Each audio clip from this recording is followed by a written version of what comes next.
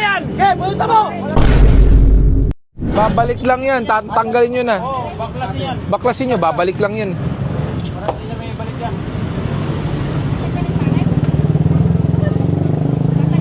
Kita.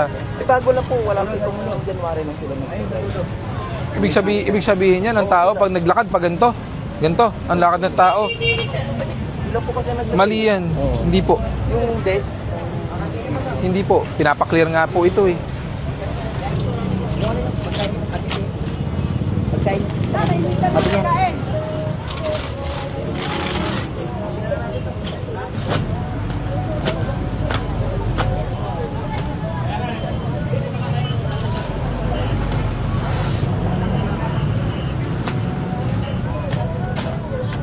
Yung mga prutas, pakialis yun ah.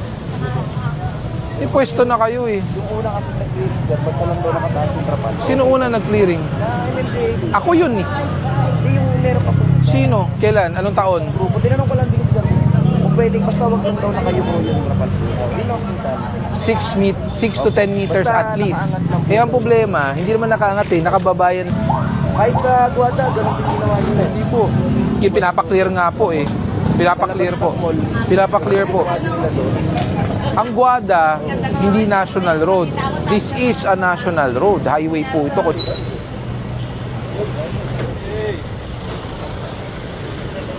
Skog, baklasin nyo pareho para patas.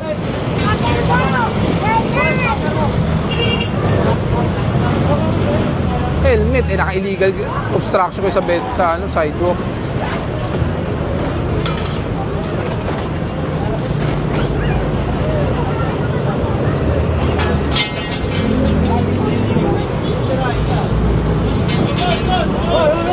Oh, ano? Ano? Sige. Okay, pumunta mo! Bata pa yan! Okay, pumunta mo! Video mo! Palitin nyo! Kahit na nakaharang, kahit na binilihan, hinarang nyo sa bangketa, hindi to unang beses. Paulit-ulit na tayo. Ang paninda hindi namin kinukuha. Pero ang hindi ko gusto, kung sino mang anak yan, kaninong anak man yan, hindi marunong ng tamang asal.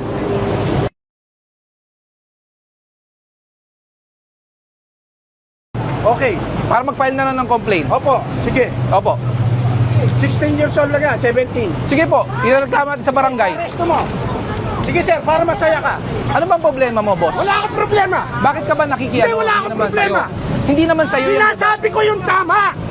Una, paliwanag ko po sa inyo. May pwesto kayo, hindi kayo pinapakailaman. 'Di ba?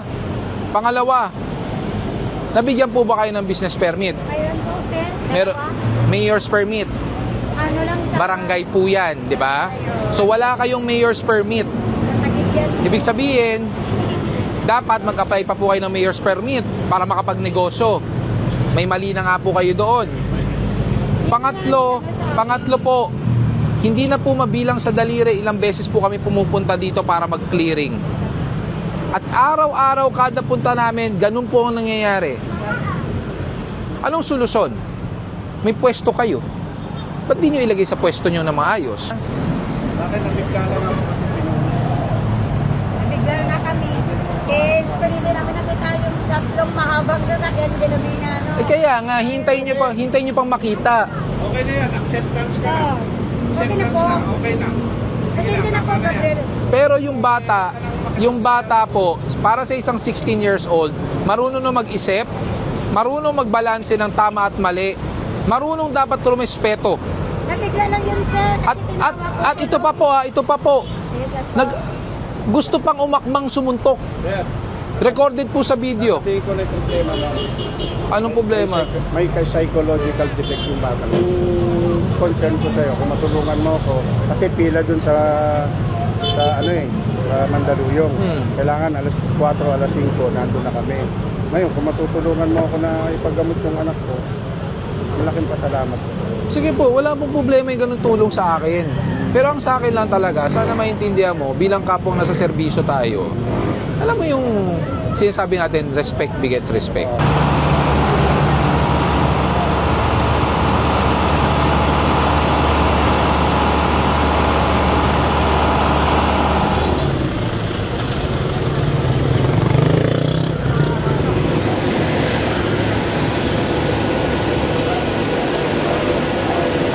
Kaso nga po, nagbabayad lang kami. Dahil sigurado It does not give you the ano. Yung 12 seconds, bitaw. 5 minutes, 12 seconds.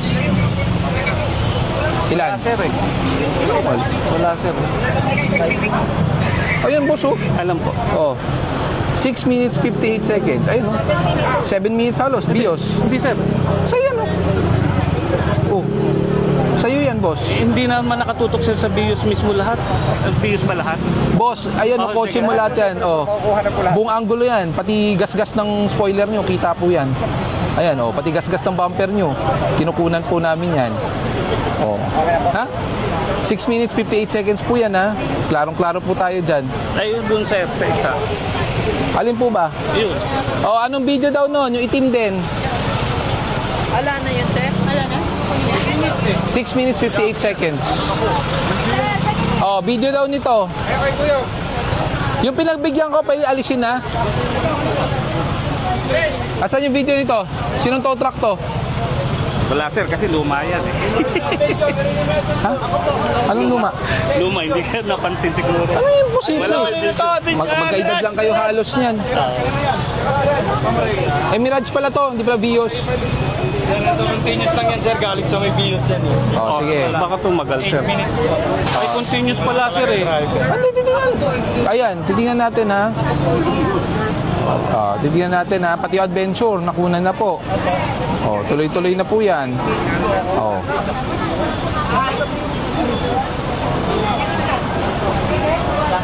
Oh. Wala po, sir. Wala, ayan yung Mirage, oh. Ayan yung Mirage, oh. Ayan, oh. Oh. Ayan, oh. Ililis mo yung port. Talaga, makikipag-anuhan ka sa akin ng ganun, boss? Hindi nga, sir. Kumbaga, di ba? Dire-diretso na. Whatever it is, as long as buong video yan, magkakatabi na kayo. Yan, sir. Oh, gusto mo lahat na lang? Pare-pareha, sir. Lahat na lang ito nyo. Lahat. Wala akong pagbibigyan. Lahat. Pasensya na po. Nakikipag-ano po si sir eh. Totoo ko na po lahat. Ganun na lang po. Para patas. Nagbibigyan na kayo. O, di ba? You want... Hindi, sir. Wala ko, sir. Nakakuha sa amin. You're very eager Tama po, sir. to point out an excuse because of your mistake. Di ba? Yes, sir. Na alam naman natin for a fact na maling-mali po kayo. Na pinaradahan nyo po yung sidewalk. Sir, ticket na lang sa amin. Hindi po. Hindi po. Kanina, pinagbibigyan ko na yung mga few seconds na lumagpas. Masyado nyo pong dinidikdik na kailangan lahat. Go. Ibibigay ko po. Yes, sino po siya? Ay, si Sir Renz po. Sino po siya? Boss po namin. Gusto lang po niya maintindihan. Sige, sir. Thank you. If pwede lang daw po niya. Hindi po. Dahil matagal na po to since last year pa po. Pinagsabihan na po kayo pati ang barangay. Meron ba? Sir, Jason, Wala ka bang helmet na pang motor? Punta pa lang po ako sa school. Pupunta kang school. O di, okay lang na may pupunta kang school. Pero ang tanong ko, wala ka bang helmet na pang motor? Yung isa po kasi yung helmet namin. Ano? Basag yung helmet. May lisensya ka naman. Ano lang po, student ID. Tapos iniwan ko lang po sa bahay kasi saglit lang po ako. Ilan taong ka na? 19 na po. 19. Pwede ka nang kumuha ng lisensya. Bakit naka-student ka pa lang? Wala po po kasi akong pay. Alam mo ba ang student permit? Hindi pwede magmaneho mag-isa? Paano po yan? Tapos naka-nutshell ka pa. Student lang eh. Pati nga yung student mo. Nasa... Hindi mo rin dala. Ba't di mo dala? Kasi ang akala ko po, Akala mo? saglit lang po kasi talaga ako. Kukunin ko lang, magpapasa lang po ako ng... O, kaso ang problema mo dyan, kahit saglit ka lang, nagmotor ka. Nagmotor ka, hindi mo dala lisensya. Actually, bawal ka talaga magmaneho mag-isa kasi naka-student ka lang. Paano yan? Okay, registered pa. Pero ang problema mo ngayon, wala kang lisensya talaga. Registered, pero wala, student permit lang.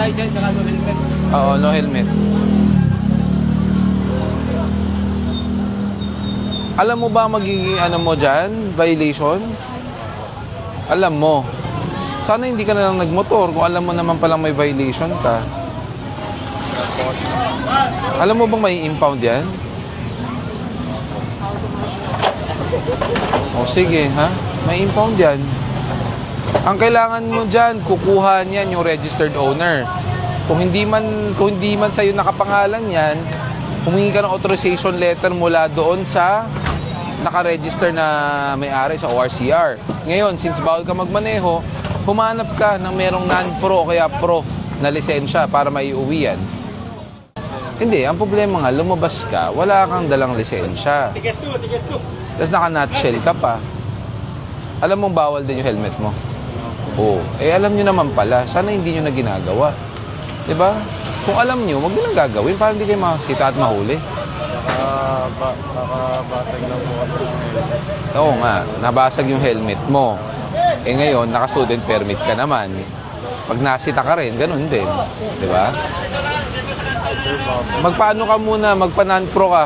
Kailan ka kumuha ng student permit mo? Last year po. Last year?